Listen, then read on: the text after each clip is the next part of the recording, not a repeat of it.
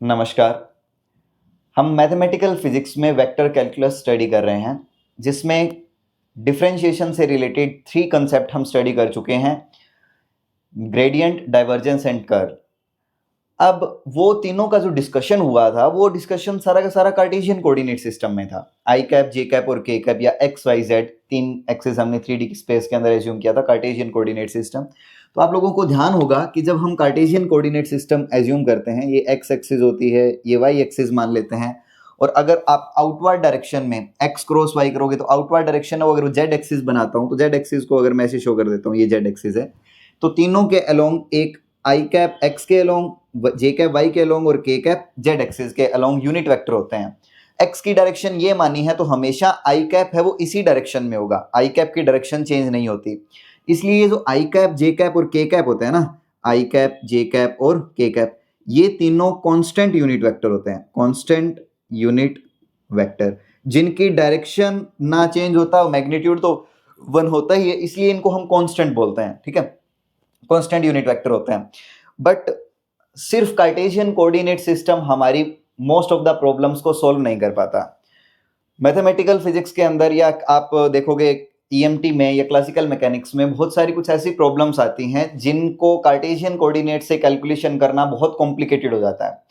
इसलिए हम 2 other type के कोऑर्डिनेट सिस्टम पढ़ते हैं, और जो बहुत इंपॉर्टेंट है, विदाउट बेसिक कोऑर्डिनेट सिस्टम की नॉलेज के आप कोई भी आगे ना तो इंटीग्रेशन समझ पाएंगे, ना डिफरेंशिएशन भी डिफरेंट कोऑर्डिनेट में समझ पाएंगे। ठीक है, तो हमें पहले जो कोऑर्डिनेट सिस्टम है उनके मैं 2 लेक्चर बनाऊंगा। पहला आज हम स्टार्ट कर रहे हैं स्फेरिकल पोलर कोऑर्डिनेट सिस्टम। इनको ऑर्थोगोनल कर्विलिनियर कोऑर्डिनेट बोलते हैं। ऑर्थोगोनल होता है जो एक दूसरे के इंडिपेंडेंट हो, ऐसे कोऑर्डिनेट सिस्टम। और ऑर्थोगोनल में पहला जो कोऑर्डिनेट सिस्टम है वो हमारा स्फेरिकल पोलर कोऑर्डिनेट सिस्टम है, जिसमें हम स्फीयर एज ए स्फीयर कुछ कोऑर्डिनेट्स डिफाइन करेंगे, कुछ वेरिएबल्स डिफाइन करेंगे जो स्पेस में वेरी करेंगे, जो अलग अलग पोजीशंस पे जिनकी वैल्यू अलग अलग हो सकती है। ठीक है, और सेम भी हो सकती है डिपेंडिंग अपॉन द पॉइंट्स। ठीक, अब जिस तरह से ये कार्टेशियन कोऑर्डिनेट सिस्टम था, अगर एक्स वाई जेड 3 कोऑर्डिनेट्स बताते हो तो वो 3 कोऑर्डिनेट्स किसके लिए यूज करते हैं हम? पोजीशन स्पेसिफाई करने के लिए। उन्हीं पोजीशन का अगर रेट देख लोगे कि पोजीशन किस रेट से चेंज हो रही है, तो वो स्पेस में आपको वेलोसिटी बता देता है। वेलोसिटी किस रेट से चेंज हो रही है, उससे एक्सेलरेशन मिल जाती है। वो सारे फैक्टर्स हम जानते हैं उसके बारे में बेसिक। ठीक है, बट अब हम जो स्फेरिकल पोलर कोऑर्डिनेट सिस्टम पढ़ने वाले हैं, ये बहुत इंपॉर्टेंट है। मैं वेक्टर कैलकुलस में डिफरेंशिएशन के बाद इंटीग्रेशन आता है, integration of vectors, but integration समझने से पहले आपको जब तक बेसिक नॉलेज कोऑर्डिनेट्स की ही नहीं होगी तो फिर आप इंटीग्रेशन नहीं कर पाओगे, कोई भी प्रॉब्लम सॉल्व नहीं कर पाओगे। तो कॉम्प्लिकेटेड प्रॉब्लम्स को इजी बनाने के लिए हम उसको अपने कन्वीनियंस या फिर अपने इजी सॉल्यूशन करने के लिए चीज़ों को हम कोऑर्डिनेट सिस्टम चूज करते हैं। तो हम पहला जो कोऑर्डिनेट सिस्टम मैं आप लोगों को पढ़ाने वाला हूं वह स्फेरिकल पोलर कोऑर्डिनेट सिस्टम। ठीक है, मैं पहले आप लोग जिस चीज से फेमिलियर हो उससे मैं कन्वर्जन बताऊंगा आप चीज को, उसके स्फेरिकल पोलर कोऑर्डिनेट सिस्टम हमने किससे डिफाइन करना है। देखो 3 कोऑर्डिनेट्स लिए हैं, आर, थीटा और फाई। ये 3 कोऑर्डिनेट्स हैं, जिसमें आर जो है वो पोजीशन है, लीनियर पोजीशन है। थीटा और फाई 2 एंगुलर पोजीशन है स्पेस में। तो किसी भी ओरिजिन के रिस्पेक्ट में एक लीनियर पोजीशन और 2 एंगुलर पोजीशन को मिला के टोटल 3 कोऑर्डिनेट बने। तो ये जो 3 कोऑर्डिनेट बन रहे हैं, इनको हम स्फेरिकल पोलर कोऑर्डिनेट के नेम से रिप्रेजेंट करेंगे। अब ये आर, थीटा, फाई होते कौन से एंगल है और कौन सी लेंथ है, कौन सी उसकी पोजीशन है, तो वो समझने के लिए वही हम दोबारा से कार्टेशियन कोऑर्डिनेट सिस्टम अपना वो ड्रॉ करते हैं। देखो ये कार्टेशियन कोऑर्डिनेट सिस्टम है, जिसमें मैंने ये मान ली, लेट सपोज एक्स, इसको मान लेते हैं ये वाई एक्सिस हो गई, ये एक्स एक्सिस हो गई और ये जेड हो गई। ठीक है, तो अगर मैं ऐसे ये एक्स एक्सिस बाहर की तरफ मानी है तो एक्स क्रॉस वाई करोगे ना, तो एक्स बाहर की तरफ मानिए, क्रॉस वाई करोगे तो जेड किधर आ रहा है, पॉजिटिव जेड, अपवर्ड आ रहा है। तो इसलिए हमने ये कन्वेंशन है वो फॉलो किया है। अब ये एक्स एक्सिस का मतलब वो इसी प्लेन में नहीं है, वो आउटवर्ड है, बाहर है। अगर जेड डायरेक्शन ऊपर है, वाई इधर है, तो एक्स बाहर की तरह आउटवर्ड। ठीक है, इस अपनी इमेजिनेशन को जितना स्ट्रॉन्ग रखोगे उतना ही ये स्फेरिकल पोलर कोऑर्डिनेट चाहे सिलेंड्रिकल पोलर कोऑर्डिनेट आपके लिए समझना आसान हो जाएगा। ठीक है, बस थोड़ा सा स्पेस के अंदर इमेजिनेशन का ही खेल है, तो आपके लिए इजी हो जाएगा। ठीक है, लिमिट्स वगैरह भी बहुत इजी है, आपको बहुत आसानी से समझ आ जाएंगी लिमिट्स कैसे लेते हैं इंटीग्रेशन वगैरह के अंदर। तो पहले हमने X Y Z 3 coordinates assume, ये 3 एक्सिस मानी कार्टेशियन कोऑर्डिनेट सिस्टम के अकॉर्डिंग। अब कोई भी रैंडम पॉइंट एज्यूम करते हैं, let's suppose this is our point, ये कोई पॉइंट मान लेता हूं मैं यहां पे, ठीक है। इस पॉइंट को नाम दे देते हैं P, ठीक है।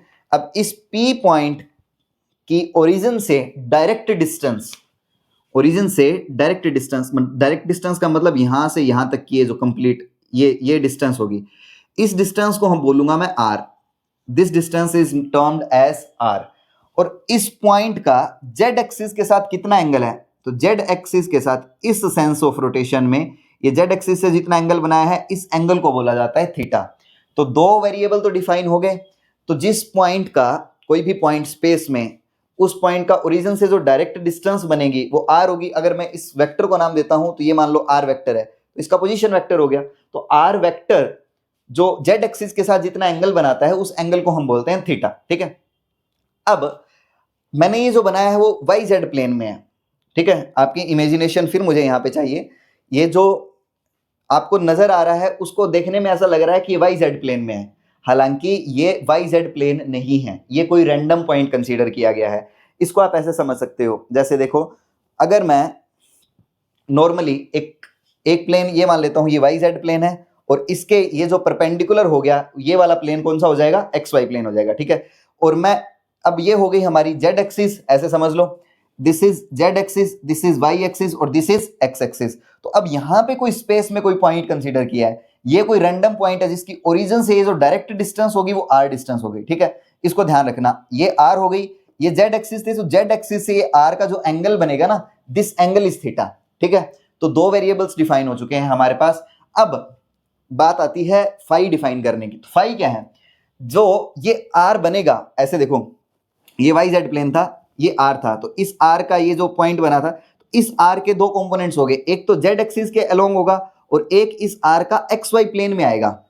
एक तो एक कंपोनेंट किस डायरेक्शन में आएगा, एक्स वाई प्लेन में, क्योंकि तुमने कोई रैंडम पॉइंट माना था तो उसका जेड एक्सिस के अलोंग हो गया, और एक कौन से किस में आ जाएगा, वाई एक्स वाई प्लेन में, क्योंकि वो वाई डायरेक्शन थी और ये एक्स डायरेक्शन थी, उसका ऐसे मान लेते हैं, ऐसे मान लेते हैं, ठीक है। दिस इज आर वेक्टर, तो ये आर वेक्टर है, तो इस आर वेक्टर का जेड के अलोंग कंपोनेंट और एक्स वाई प्लेन में, ये जो प्लेन था वो एक्स वाई प्लेन था, तो इधर एक्स था उधर वाई था, तो इसका एक कंपोनेंट किस में आएगा, एक्स वाई प्लेन में।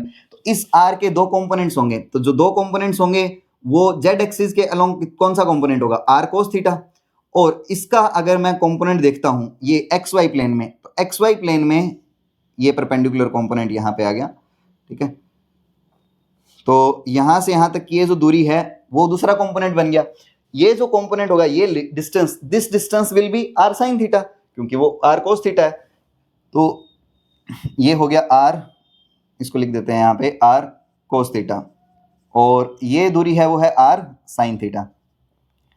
अब ये जो प्रोजेक्शन आया है आर वेक्टर का एक्स वाई प्लेन में जो प्रोजेक्शन आया है, वो प्रोजेक्शन एक्स एक्सिस के साथ जितना एंगल बनाएगा, अब जैसे ऐसे आर वेक्टर माना था हमने, ठीक है। अब ये हमारे पास कौन सी एक्सिस थी, Z, this axis was Z axis, this axis was Y and this axis is X, ठीक है। अब ये आर वेक्टर है कोई रैंडम, इस आर वेक्टर का जेड एक्सिस के साथ एंगल थीटा, यहां से यहां तक की दूरी आर, इसका एक प्रोजेक्शन जेड के अलोंग आर कोस थीटा और दूसरा प्रोजेक्शन एक्स वाई प्लेन में आर साइन थीटा।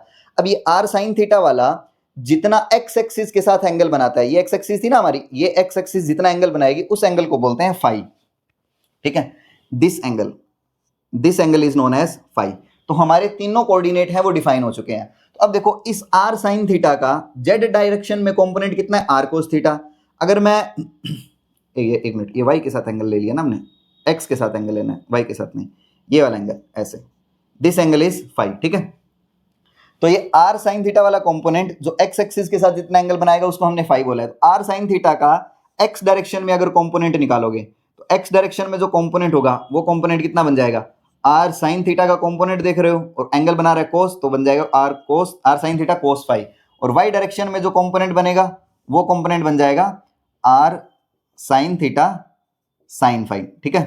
तो इस आर के तीन कंपोनेंट ले लिए हमने एक्स वाई जेड तीनों में, तो आर पोजीशन वेक्टर को कैसे लिखा जाएगा, R vector is known as, R vector can be written as R, देखो एक्स डायरेक्शन में है साइन, ये कोस फाई है, ठीक है। तो R sine theta cos phi I cap और plus R sine theta sine phi J cap plus R cos theta K cap, क्योंकि आर कोस थीटा जो है वो जेड डायरेक्शन में कंपोनेंट आया था आर वेक्टर का, और कार्टेशियन कोऑर्डिनेट में आर वेक्टर को अगर इसका कोऑर्डिनेट में डिफाइन करता हूं एक्स वाई और जेड, ठीक है, तो ये आर वेक्टर किसके बराबर होता है, एक्स आई कैप प्लस वाई जे कैप प्लस जेड के कैप।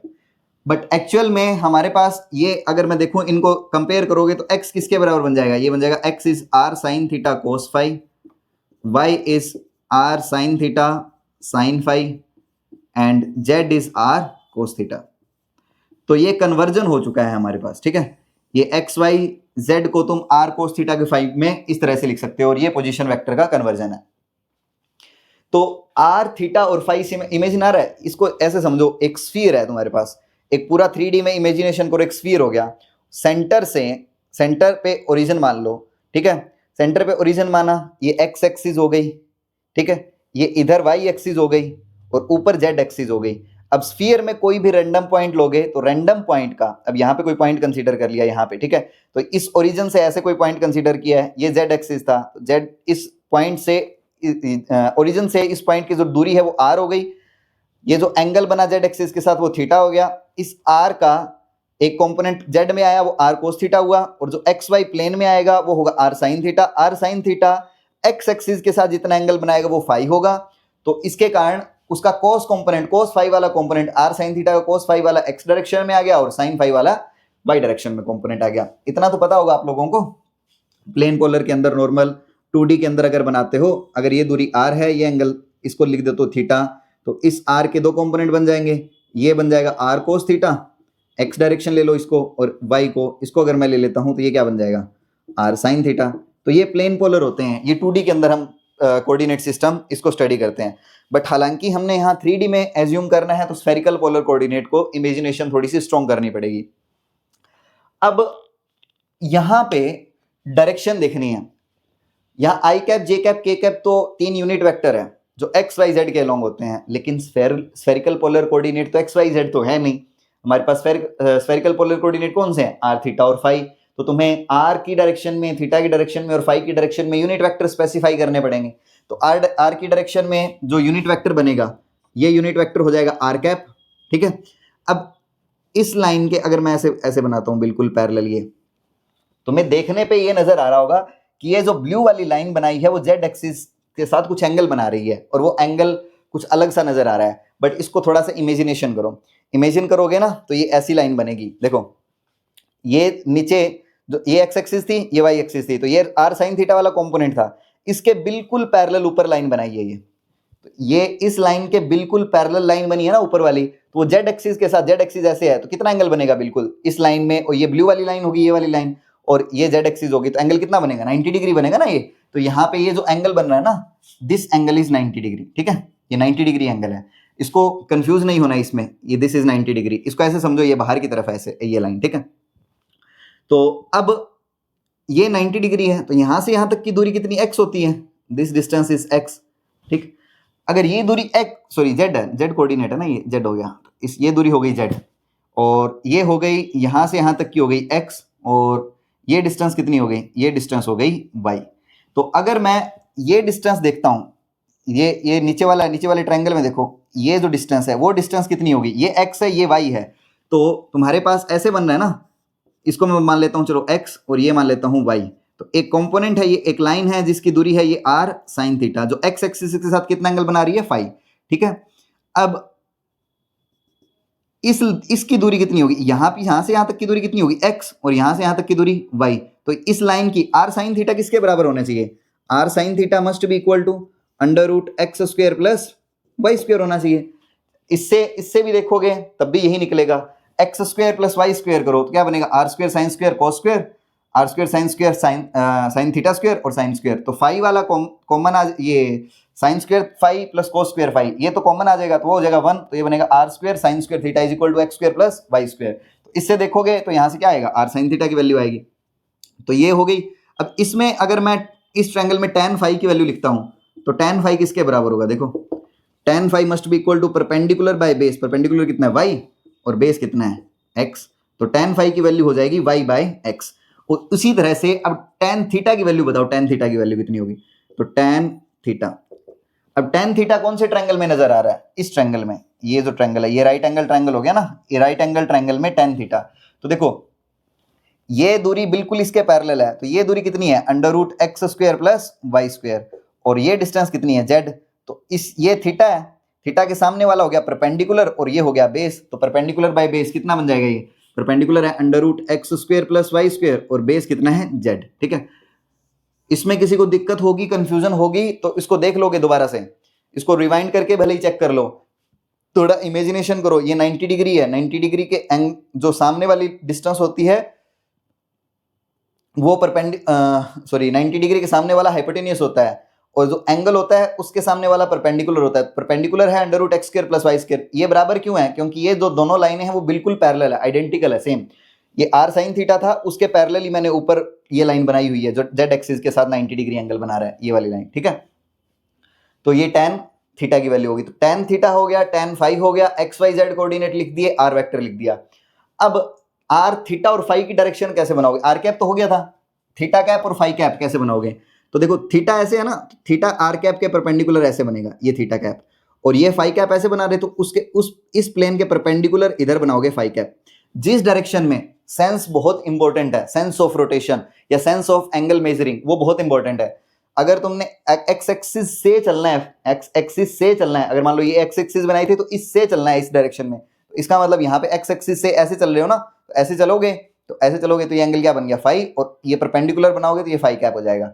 अब उसका मतलब ये था, आर वेक्टर ऐसे था, जेड एक्सिस से एंगल ये थीटा बनाया था, तो थीटा कैप है वो बिल्कुल ऐसे इसके परपेंडिकुलर आ जाएगा, आर की डायरेक्शन में ही आर कैप होगा। ठीक है, तो आर कैप, थीटा कैप, और जो आर साइन थीटा लिया था वो फाई कैप। ठीक है, तो ये आर थीटा और फाई ये आपस में म्यूचुअली परपेंडिकुलर होते हैं तीनों, और साइक्लिक ऑर्डर भी फॉलो करते हैं। R cap, theta cap and phi cap ये म्यूचुअली परपेंडिकुलर होंगे, but these are not constant unit vector. ये एक इंपॉर्टेंट पॉइंट है, आर थीटा फाई है वो कांस्टेंट नहीं होते। स्फेरिकल पोलर कोऑर्डिनेट में आर कैप, थीटा कैप और फाई कैप तीनों यूनिट वेक्टर कांस्टेंट नहीं होते। ठीक है, क्योंकि अगर मैं आर की दूरी चेंज, ये अगर मान लो अब तो मैंने आर इस डायरेक्शन में लिया था, थोड़ा सा आर चेंज कर दूंगा तो आर की कैप की डायरेक्शन जो पहले यहाँ थी वो इधर हो जाएगी, तो इसका मतलब, और थीटा की डायरेक्शन, थीटा भी बदल गया, थीटा अगर ऐसे था और तुमने और नीचे कर दिया तो ऐसे हो जाएगा थीटा, फाई भी बदलेगा फिर उसी हिसाब से। आर थीटा और फाई तीनों की डायरेक्शन चेंज होती रहती है। ठीक है, वो कांस्टेंट नहीं है स्पेस के अंदर। तो ये है, मैंने स्फेरिकल पोलर कोऑर्डिनेट में ये चीजें डिस्कस कर ली। अब इसको थोड़ा सा और डिटेल में स्टडी करते हैं। कई बार ना एग्जाम में पूछा होता है, जैसे बहुत सिंपल क्वेश्चन भी आ जाते हैं ना, कई बार इजी क्वेश्चन भी आ जाते हैं, तो इजी कंसेप्ट में नॉर्मल स्फेरिकल पोलर कोऑर्डिनेट और कार्टेशियन कोऑर्डिनेट को रिलेट करके क्वेश्चन फॉर्म किया जा सकता है। जैसे एग्जांपल के लिए बोल दिया जा सकता है कि आर कैप, थीटा कैप और फाई कैप को आई, जे और के की टर्म्स में रिप्रेजेंट करो, आई कैप, जे कैप और के कैप की टर्म्स में। तो वो रिप्रेजेंटेशन आपको आना चाहिए, और इन उल्टा भी आना चाहिए, आई कैप आर थीटा फाई की टर्म्स में लिखना आना चाहिए, जे कैप आर थीटा फाई की टर्म्स में लिखना आना चाहिए। तो मैं आप लोगों को आर थीटा फाई को, पहले आर कैप को आई जे के की टर्म्स में लिख के देखते हैं, तो वो कितना होगा। अब देखो आर वेक्टर किसके बराबर था? आर वेक्टर था, अभी हमने लिखा R sine theta cos phi I cap plus R sine theta sine phi J cap plus R cos theta K cap. ठीक है, अब अगर यूनिट वेक्टर लिखना है, आपने आर कैप लिखना है, तो आर कैप यूनिट वेक्टर किसके बराबर होगा? Vector upon its magnitude. तो जो वेक्टर है वो ये है, इसको पूरे के इसके मैग्नीट्यूड से डिवाइड करना है। तो आर वेक्टर का मैग्नीट्यूड निकालते हैं पहले, आर वेक्टर का मैग्नीट्यूड कितना होगा? तो आर वेक्टर का मैग्नीट्यूड कितना होगा उसको निकालने के लिए अंडर रूट करोगे, तो इसका स्क्वायर हो जाएगा R square sine square cos square phi, R square sine square theta cos square phi, plus R square sine square theta sine square phi, और plus R square cos square theta. ठीक है, तो ये are के बराबर आना चाहिए। देखो कि आर ही बनेगा, क्योंकि R square sine square theta है यहाँ पे, और यहाँ पे भी R square sine square theta है, तो ब्रैकेट में आएगा cos square phi plus sine square phi, वो बन जाएगा 1। तो ये पूरी टर्म को सॉल्व करने के बाद, इन दोनों को सॉल्व करने के बाद सिर्फ R square sine square theta बचेगा, तो यहाँ पे बचेगा R square sine square theta, वो कॉमन आ गया था ना, अंदर वाली टर्म 1 बन गई थी। अब R square sine square theta plus R square cos square theta, अब आर स्क्वायर कॉमन आ जाएगा तो sine square plus cos square क्या बन जाएगा, फिर वो आर स्क्वायर बच जाएगा सिर्फ, और आर स्क्वायर का रूट करोगे तो सिर्फ आर बचेगा। तो आर वेक्टर का जो मैग्नीट्यूड होगा ना वो आर होगा।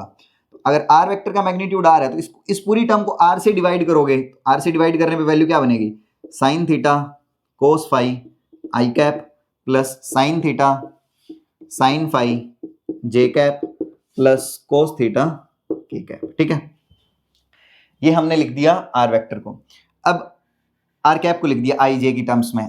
अब अगर थीटा कैप लिखना है तो थीटा कैप होता है curly R vector divide by curly theta divide by curly R divide by curly theta का मैग्नीट्यूड।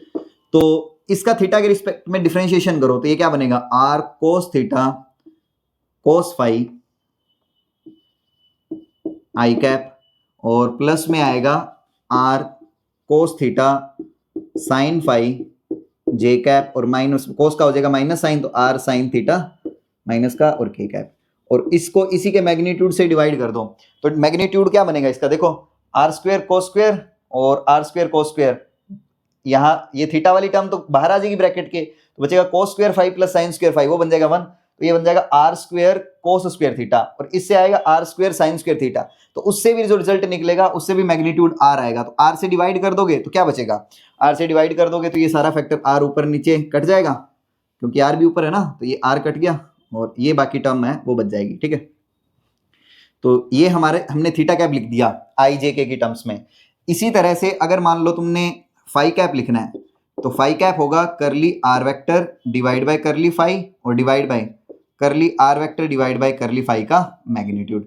अब इसको फाई के रिस्पेक्ट में जो आर वेक्टर है ना उसको फाई के रिस्पेक्ट में पार्शियल डेरिवेटिव करो तो इक्वेशन क्या बनेगी, देखो यहाँ पे कोस फाई है तो कोस का क्या हो जाएगा माइनस साइन, तो ये बनेगा माइनस का R sine theta sine phi और आई कैप, फिर यहाँ पे साइन फाई है उसका बन जाएगा कोस प्लस में तो ये बन जाएगा R sine theta cos phi J cap, और कोस थीटा है यहाँ तो फाई वाली टर्म ही नहीं है तो उसका तो हो गया 0। अब इसको इसी के मैग्नीट्यूड से डिवाइड कर दो तो क्या बनेगा, ये आर स्क्वायर साइन स्क्वायर और यहां से आएगा आर स्क्वायर साइन स्क्वायर, तो ये थीटा वाली टर्म तो वो बाहर आ जाएगी ब्रैकेट के, ये sine square phi plus cos square phi वो 1 बचेगा, तो यहां से जो रिजल्ट निकालोगे तो वो क्या बन जाएगा अंडर रूट, तो वो बन जाएगा R square sine square theta बच जाएगा, तो इसका रूट ले लोगे तो ये बचेगा आर साइन थीटा बच जाएगा। तो आर साइन थीटा से ऊपर और नीचे डिवाइड कर दो, आर साइन थीटा से ऊपर नीचे डिवाइड कर दोगे तो आर साइन थीटा कट जाएगा ना, तो आर साइन थीटा तो कट ही गया, सिर्फ फाई वाली टर्म है वो बचेगी।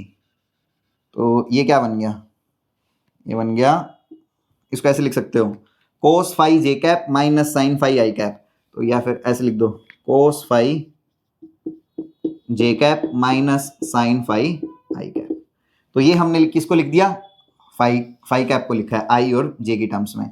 इसी तरह से हमने थीटा को भी लिख दिया और हमने आर कैप को भी लिख दिया। ठीक है, तो ये आर कैप थीटा कैप और फाई कैप को आई जे के की टर्म्स में इस तरह से लिखा जाएगा।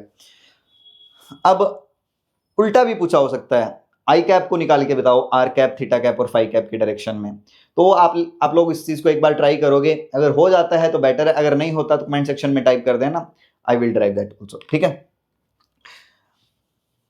अब कई बार ना इसमें एलिमेंट पूछे होते हैं कि लाइन एलिमेंट बताओ, मेनली तो पूछा तो नहीं होता, उसका यूज होता है, एप्लीकेशन उसकी यूज होती है इंटीग्रेशन में।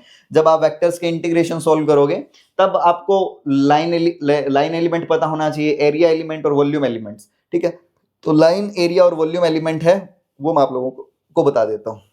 पहले देखते हैं लाइन एलिमेंट, उसके बाद एरिया और वॉल्यूम कंसीडर करेंगे। ठीक है, तो लाइन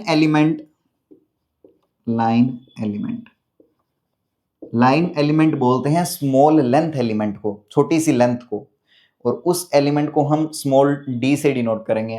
तो अगर आर कैप की डायरेक्शन में अगर तुमने बताना है स्मॉल लेंथ एलिमेंट तो उसको डी आर से रिप्रेजेंट कर देंगे। आर कैप की डायरेक्शन में अगर अब ऐसे बनाओगे ना इसको, ये डायग्राम को थोड़ा सा रीड्रॉ कर देता हूं मैं यहाँ पे, ये सारा तो काम का नहीं है। अब देखो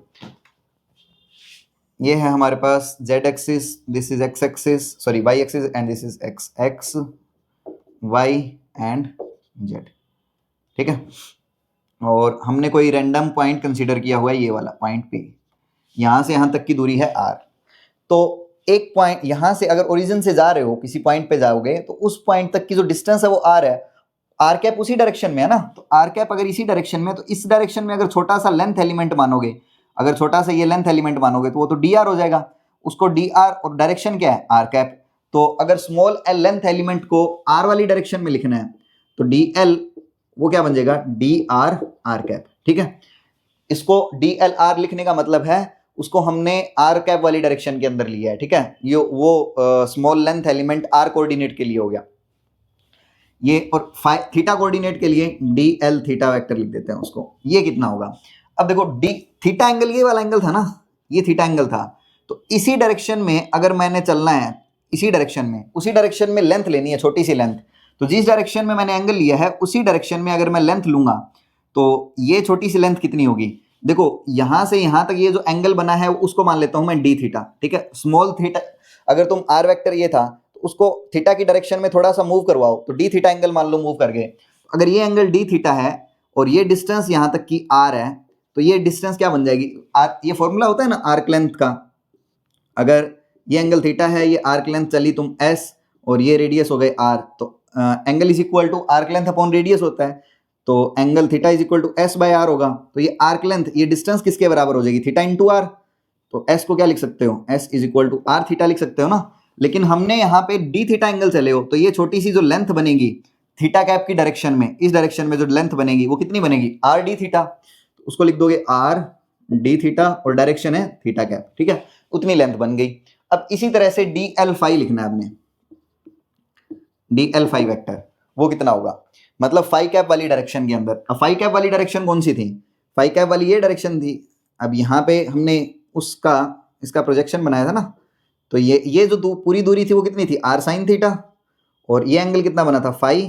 तो अब इसी डायरेक्शन में थोड़ा सा आगे चलो, आगे चलोगे तो ये एंगल बन गया मान लो डी फाई।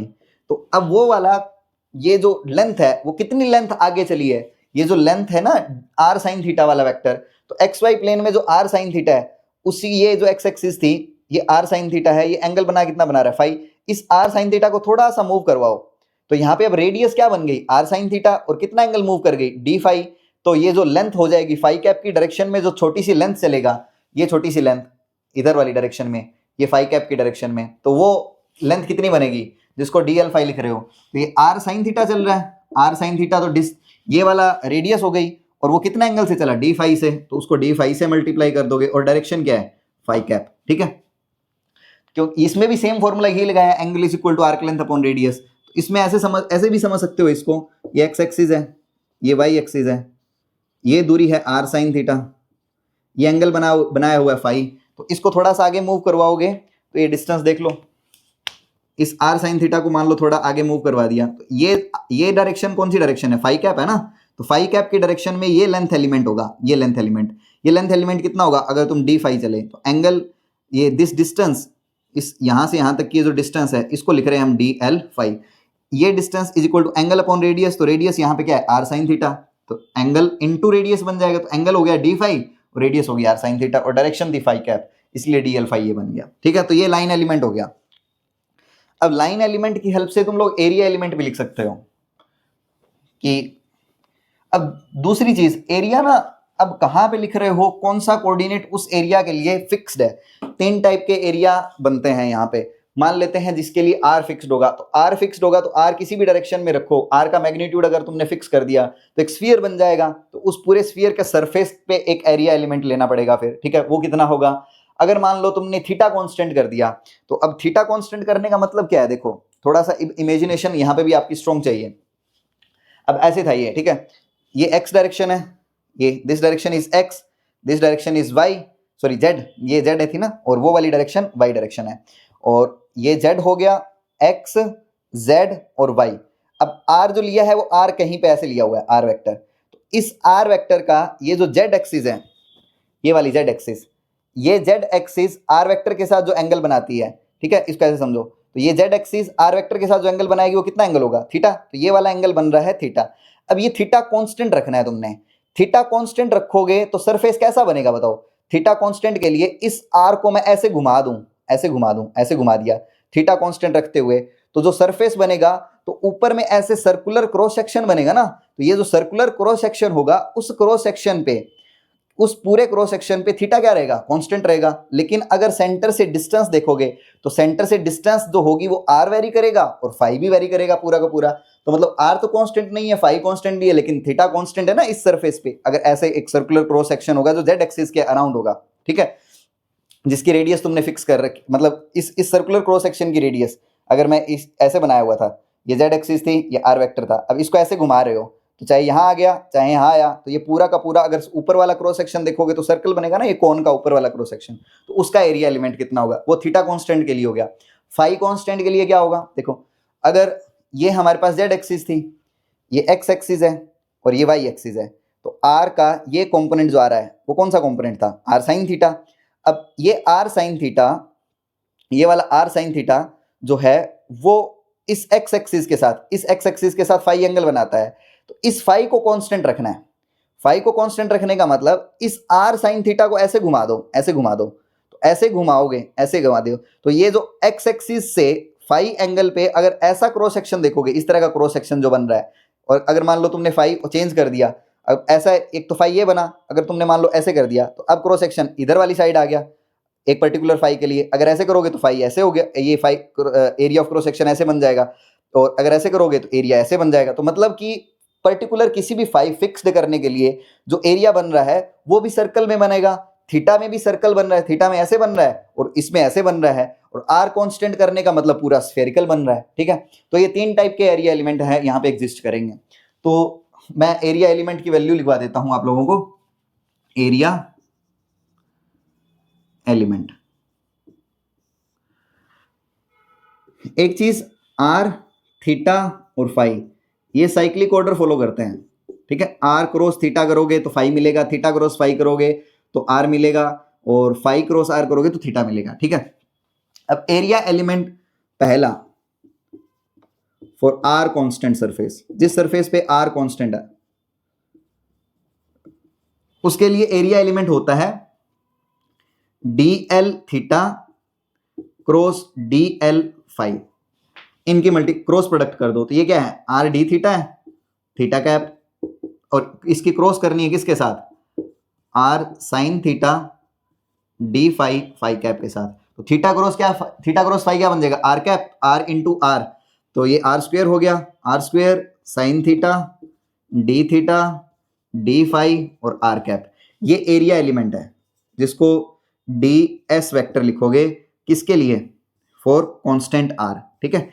तो इसकी वैल्यू है R square sine theta D phi R cap, ठीक है। इसमें आर वेरी नहीं कर रहा है, यहाँ पे डी आर कुछ नहीं आया है, सारा एंगल थीटा वेरी करेगा और फाई वेरी करेगा। अगर तुम एक स्फीयर बनाओगे तो उसमें जेड एक्सिस से किसी भी पॉइंट पे जाओगे तो थीटा वेरी करेगा और फाई वेरी करेगा। तो फाई तो पूरा एक्स एक्सिस के अराउंड रोटेशन है, वो 2 पाई से वेरी करेगा स्फीयर में, और थीटा जेड एक्सिस से एंगल लिया है तो थीटा ऐसे जेड एक्सिस से ऐसे मूव करते जाओगे और पूरा नीचे आ जाओगे तो कितना एंगल बन जाएगा, 0 से चले थे 180 आ जाओगे। तो जो थीटा वाला वेरिएशन होगा, थीटा वेरी करेगा 0 से लेकर पूरे स्फीयर पे कितने एंगल से। इसके अंदर अगर मैं आर कांस्टेंट के लिए बना रहे हो तो इसमें थीटा का जो वेरिएशन है वो for full sphere theta will be 0 to pi, और जो फाई है वो होगा 0 टू 2 पाई, वो 0 से 2 पाई ऐसे पूरा वेरी करेगा एक्स एक्सिस के अराउंड ऐसे रोटेशन देखोगे तो, ठीक है, कंप्लीट 2 पाई हो गया। और जेड जो थीटा है वो ऐसे 0 से जेड से मेजर करना स्टार्ट किया और पूरा जेड तक नीचे वापस आ गए तो कितना हो गया एंगल, ये पूरा 180 डिग्री, तो इसलिए 0 से पाई लिखा हुआ है, ठीक है। तो ये आर कांस्टेंट सरफेस के लिए है। इसी तरह से अगर तुम एरिया एलिमेंट लिख रहे हो फॉर थीटा कांस्टेंट, तो उसके लिए जो डीएस वेक्टर होगा वो होगा D L phi cross D L R, ठीक है, डी एल वेक्टर आर। और फॉर फाई कांस्टेंट तो उसके लिए डीएस वेक्टर क्या बनेगा, उसके लिए हो जाएगा D L are cross D L theta, ठीक है। इनके क्रॉस कर दोगे तो ये तुम्हें एरिया एलिमेंट मिल जाएगा। तो इस तरह से 3 एरिया एलिमेंट हमें तीनों डिफरेंट टाइप के कांस्टेंट सरफेस के लिए एरिया एलिमेंट लिख सकते हो। अब अगर तुमने लिखना है वॉल्यूम एलिमेंट, तो वॉल्यूम एलिमेंट कितना होगा वो देख लो एक बार। तो यहां पे वॉल्यूम एलिमेंट लिख देते हैं साथ में,